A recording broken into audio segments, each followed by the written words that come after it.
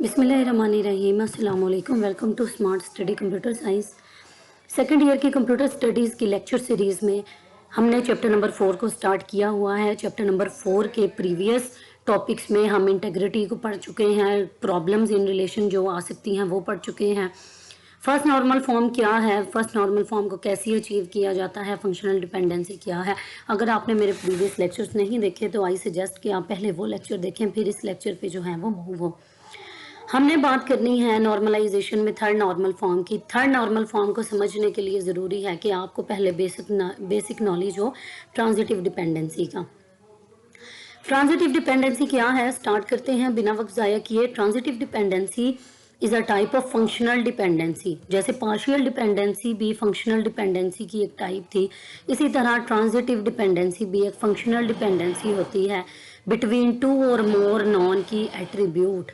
Important point जो आपने mind में रखना है कि ट्रांजिटिव डिपेंडेंसी किन के दरमियान में होती है, नॉन की एट्रीब्यूट्स के दरमियान। इसका मतलब ये होगा कि एक नॉन की एट्रीब्यूट ऐसा होगा जो किसी दूसरे नॉन की एट्रीब्यूट के ऊपर डिपेंड कर रहा होगा। Transitive dependency exist if a non की attribute depends on any other non-key attribute. It means that a relation is not in third normal form if the value of a non-key attribute can be obtained by knowing the value of another non-key attribute.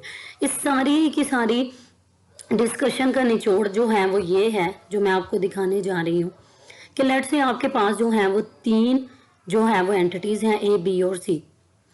हमने अब तक जो dependency देखी थी, सबसे पहले हमने functional dependency देखी थी जिसमें हमने देखा कि बी की वैल्यू है, इसे पता लग सकती है।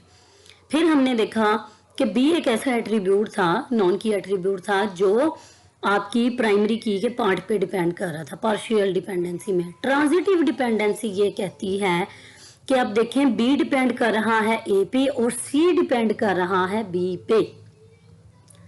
तो इसका मतलब है ए जो है वो ट्रांजिटिवली डिपेंडेंट है सी के ऊपर।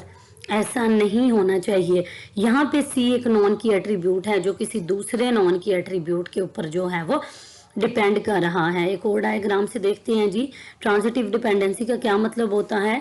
अगर बी डिपेंड कर रहा है ए पे और सी डिपेंड कर रहा है बी पे, तो इसका मतलब है कि ए जो है वो सी पे डिपेंड कर रहा होगा। एग्जाम्पल देखें जी, बुक से भी एग्जाम्पल देख लेते हैं। कि एग्जाम्पल यहाँ से देखते हैं, हमारे पास एम्प्लॉय का एक टेबल है जिसमें एम्प्लॉय की आईडी है जो कि प्राइमरी की है, उसके बाद full name, last name, department ID और डिपार्टमेंट का नेम। अब देखें ये जो फुल नेम है और लास्ट नेम है और डिपार्टमेंट की आईडी है, ठीक है, ये सारी की सारी चीज़ें तो एम्प्लॉय आईडी से रिलेटेड है, ये तो हमें वहाँ से मिल जाएगी। लेकिन जो डिपार्टमेंट का नेम है, जो डिपार्टमेंट का नेम है, ये डिपेंड कर रहा है डिपार्टमेंट की आईडी पे। क्या डिपार्टमेंट आईडी यहाँ पे प्राइमरी की है? No, it's not. Department ID यहाँ पे प्राइमरी की नहीं है। तो यही ट्रांजिटिव डिपेंडेंसी है कि एक नॉन की एट्रीब्यूट दूसरे नॉन की एट्रीब्यूट के ऊपर डिपेंड कर रहा हो। और जिस तरह पार्शियल डिपेंडेंसी से अनोमलीज आती थी, इंजर्शन की, डिलीशन की, मॉडिफिकेशन की, इसी तरह जब ट्रांजिटिव डिपेंडेंसी होती है तो ये तीनों अनोमलीज आ सकती हैं। एग्जाम्पल से स्टार्ट करते हैं। एग्जाम्पल वही है जो हम प्रीवियस लेक्चर में देख चुके हैं। कस्टमर की आईडी है, नेम है, सेल्समैन और रीजन है।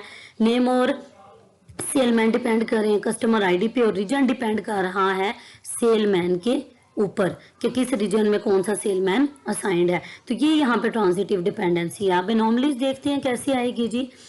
इंजर्शन एनोमली ये कैसे आएगी। फॉर एग्जांपल वो कह रहे हैं कि एक न्यू रिकॉर्ड हमने एंटर करना है, एक न्यू सेलमैन आबिद को, और उसे नॉर्थ रीजन असाइन करना है। देखें जी, एक सेलमैन ऐड करना है जिसका नाम होगा आबिद और उसका रीजन होगा नॉर्थ। यहाँ पे होगा क्या अब कि हम ये असाइन नहीं कर सकेंगे जब तक हम कोई कस्टमर जो है वो असाइन नहीं करते, क्योंकि रिलेशन की प्राइमरी की जो है वो हमारे पास क्या है, कस्टमर आईडी। यानी हम सेलमैन और रीजन में कुछ ऐड नहीं कर सकते जब तक हम कस्टमर में ऐड ना कर लें। क्योंकि ऐसा क्यों है, सेलमैन डिपेंड कर रहा था कस्टमर आईडी पे और रीजन डिपेंड कर रहा है सेलमैन पे। ये है हमारे पास ट्रांजिटिव डिपेंडेंसी। इसी तरह से डिलीशन एनोमली आएगी। कस्टमर 40 को डिलीट करना है तो वो इन्फॉर्मेशन को भी डिलीट कर देगा। और मॉडिफिकेशन में क्या होगा, अगर अहमद को आपने किसी एक जगह पे चेंज किया है तो हो सकता है कि वो किसी दूसरी जगह पे चेंज ना हो। तो ये होती है ट्रांजिटिव डिपेंडेंसी। जब ट्रांजिटिव डिपेंडेंसी को हम खत्म कर देंगे, यानी आपके टेबल में कोई भी नॉन की एट्रीब्यूट ऐसा नहीं होगा जो किसी दूसरे नॉन की पे डिपेंड कर रहा हो, तो तब हमें थर्ड नॉर्मल फॉर्म अचीव होती है। थर्ड नॉर्मल फॉर्म हम नेक्स्ट लेक्चर में डिस्कस करेंगे। आज के लेक्चर के लिए इतना ही। आपसे यही रिक्वेस्ट है कि अगर आपको मेरे वीडियोस जो हैं वो हेल्पफुल लगती हैं तो मेरे चैनल को सब्सक्राइब करें, मेरे वीडियोस को जो है वो शेयर करें और ज़्यादा से ज़्यादा व्यू करें।